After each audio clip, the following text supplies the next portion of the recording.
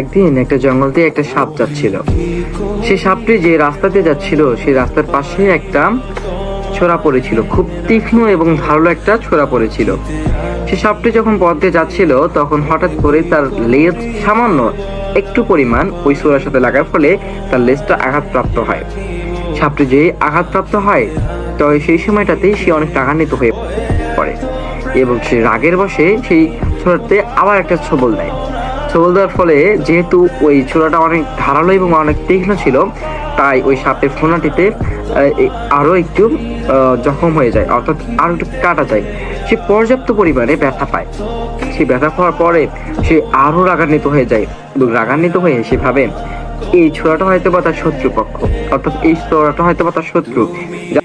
তার ফলে প্রথমে সে লেজে ব্যথা পায় এবং পরে সে তার মুখে যথেষ্ট পরিমাণে, একদম পর্যাপ্ত পরিমাণে ব্যথা পায় এবং এখান থেকে রক্ত বেরোতে থাকে।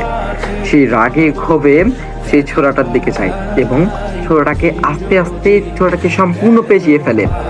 সে তার শরীর তখন রাগে ফটমট করতেছিল এবং ওই ছোরাটাকে যত যত পারছে সে চাপ দিয়ে সেটাকে পেঁচিয়ে ধরছে।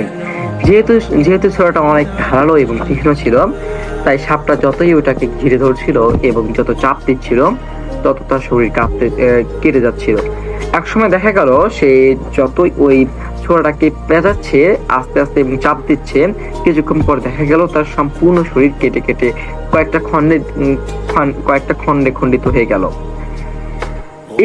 এখান থেকে আমরা কি শিক্ষা পাই? এখান থেকে আমরা মূলত শিক্ষা পাই বেশি রাগ ভালো না।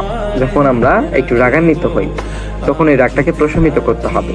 যখন আমরা একটা ছোট্ট একটা রাগকে অনেক বড় একটা রাগে রূপান্তর করব, যখন ছোট্ট রাগ থেকে আমরা সেই রাগটাকে আস্তে আস্তে আস্তে আস্তে বড় করতে থাকবো, তখন এক সময় এই যে সাপের যেমন ক্ষতি হলো, সাপ যখন মারা গেল, তেমনি আমাদের কোনো একটা ক্ষতি হয়ে যাবে। হয়তো বা সে ক্ষতি হতে পারে পরিবারের সাথে দুর্ব্যবহার, আত্মীয় স্বজনদের সাথে দুর্ব্যবহার, কিংবা কোনো আপনার শিক্ষকের সাথে দুর্ব্যবহার। হয়তো বা কোনো একটা কারণে আপনার মাথায় একটু রাগ উঠে গেছে। এই রাগের কারণে এই রাগটাকে ধরে রেখে কিংবা এই রাগটাকে ক্ষোভটাকে আরো বড় করার মাধ্যমে আপনার বড় একটা ক্ষতি হতে পারে। হয়তো বা আপনি কোনো কিছু একটা হারিয়ে ফেলবেন, হয়তো বা আপনার জীবন থেকে সফলতাটাই হারিয়ে যাবে। যেমন আপনি যদি মনে করেন কোনো একটা অফিসে গেলেন, কিন্তু অফিসে গিয়ে একটা কাজ থেকে হয়তো বা আপনি করছেন কিন্তু কাজটা ভুলে গেছে। এখানে হয়তো আপনার রাগ উঠলো কিংবা আপনার বস আপনাকে কিছু বলেছেন, তখন আপনি অনেক রাগান্বিত হয়ে সেই অফিস থেকে বেরিয়ে আসেন।